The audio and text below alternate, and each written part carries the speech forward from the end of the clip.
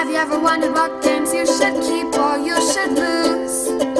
Find out here at Purge Reviews. Times Square is a rather popular game. I've seen it reprinted a few times, but the version I have is in the two-player Kosmos line. This is a very historic and stored game of games that people loved. I don't know why they quit making these games, but perhaps it was a lack of design. I think the quality went off at some point, and there are some hit and misses, but there are some very good games in this collection. Times Square is one of those games that have really stood the test of time.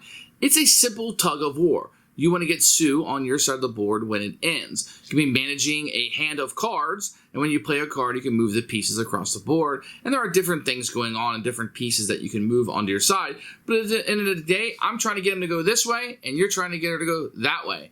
Do you play little cards and chip away, or do you go for that one big move that could possibly win the game for you? And that's going to be the kind of push and pull, if you will, in this game. It's not a complicated game. It's a light filler. Some people claim that it can be as quick as 5 minutes, and I've played games up to 20 minutes, maybe 10, 15 minutes would be the norm. I think that that's going to be a very quick game. Tug of War, which when I first got into gaming, I did a review of this. I think this is my 19th written review ever was of this game. And I was a lot more positive on it than I am now. This is turning into a mechanism that I don't enjoy as much as I used to. This little tug of war. At the end of the day, it just feels like I'm going back and forth. And of course, that's what I'm doing. But it doesn't feel like I'm getting a payoff for that. Or a luck of a draw. Or the randomness of something could cause the winner to happen. Or maybe the game just ended and I miscalculated that. Versus strategic long-term decisions being put. So it's not a mechanism I enjoy anymore. It's now going to go to a purge. This was a keeper at one point. But now I think I gotta let this one pass by. It's just not something we find ourselves bringing to the table at all. Here's Reiner Knizia's Times Square. It's part of the Kosmos two-player line. Very popular gaming series that you have here. You're gonna get an advertisement inside. You're gonna get a rule book, which we'll take a look at in a few minutes. Then you're gonna get a nice little insert. It's gonna be your board, which will basically be a tug-of-war tracker through here. A nice little insert. It's not custom for this, although it's custom. Nothing goes in here. You're going to have these cards. The artwork is a little bit generic, clip art kind of look to it. It's fine. The card quality is really good. Don't have any issues with that. You're going to have these big wooden pieces inside. These will be the people that will be moving up and down. They're pretty cute, actually. And they have a little style to them. I like these guys.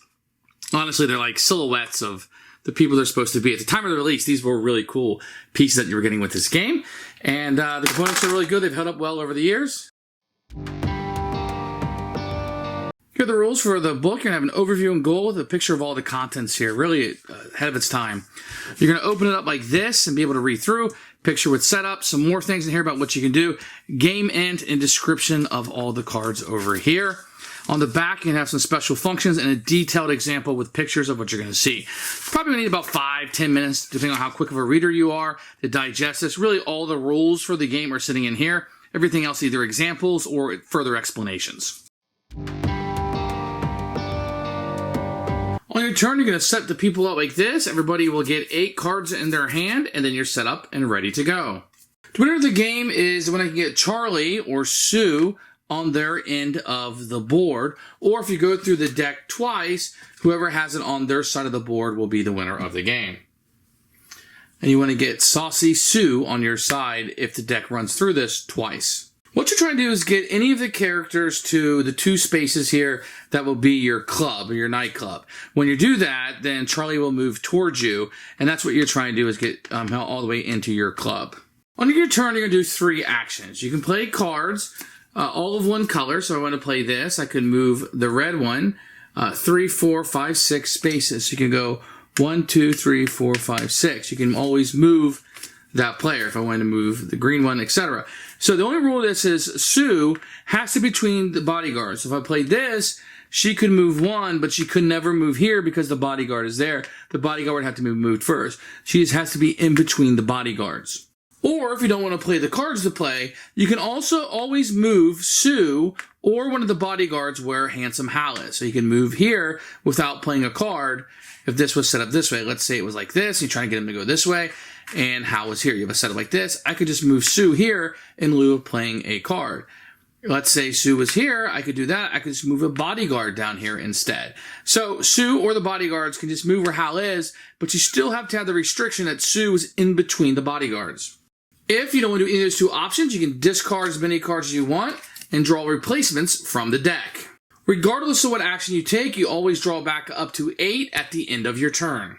Then, let's just say it's something like this, you can move Charlie for every space of somebody in your club. So in this case, I have 3. If he was here in the middle, 1, 2, 3, he would move towards this one. So you want to get as many people in your club as possible so Charlie will be attracted to go there. Or, if all 3, the 2 bodyguards and Sue are one space, Charlie would move 1 additional space, all 3.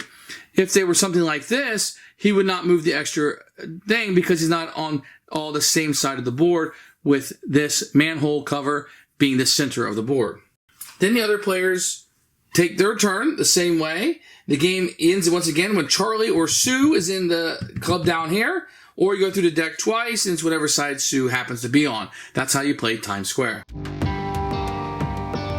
Who should buy this game? Anybody looking for a very small, short filler for 2 players? If you like that tug-of-war mechanism, I think you're really going to like this. If you never played this game, this is a classic, historically sound game that I can easily recommend. Check this out at your next gaming conference or order a used copy online.